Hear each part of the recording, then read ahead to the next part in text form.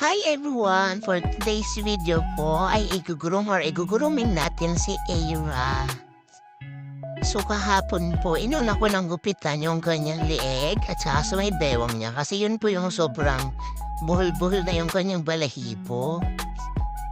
Kaya nauna ko na siyang ginupitan. So ngayon po, yung nire-razor naman natin, gugupitan natin yung kanyang katawan, yung balahibo sa kanyang katawan, sa may buntot, sa may puwet, saka sa kanyang mukha. Tinanihan ko rin po pala siya sa may kanyang leeg para hindi siya madikot pag kinugupitan. Kasi sobrang dikot niya po as in. Ang galaw-galaw niya talagang hindi ko siya magugupitan kung hindi ko siya tatalian. Sobrang hirap as in. Magbabambuno muna kami bago kami maggugupitan. Ganon. So ayan, sinimulan ko na nga. Makita niya naman.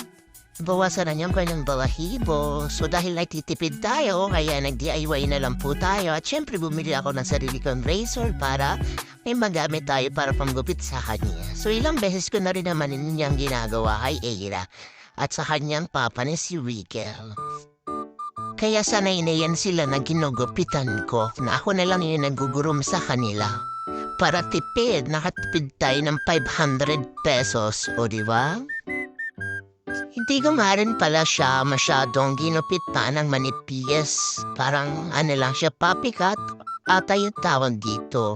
Kasi pag ginupitan ko po siya ng sobrang nipis, pag kinalbo ko siya is pakamangatinan naman ulit siya, magkaroon siya ng rashes.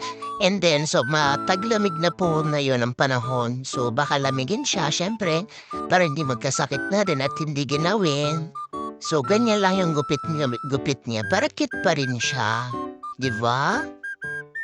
So ngayon naman, ginugupitan ko na po yung kanyang sa may tiyan, then yung kanyang mukha para hindi madusing, hindi siya maamos, lalong-lalo niya sa may mata. Kasi dyan yung part na bumabaho talaga pa nagluluha siya. Then sa may bibig, kasi pag umiinom siya ng tubig, syempre, nag-aamos dyan, nagiging marumi, laging basa. So kailangan natin siyang gupitan. Pati yung kanyang paa para pag umihi siya or anuman, hindi sisiksik yung dumi dyan sa paa niya. Diba? Tara, ay para cutie-cutie siya. Tada! Tapos na po natin gupitan si Aira at mukhang hindi siya happy sa kanyang bagong gupit. So, sobrang cute pa rin naman siya. So, ayun lang. Thank you. Bye-bye!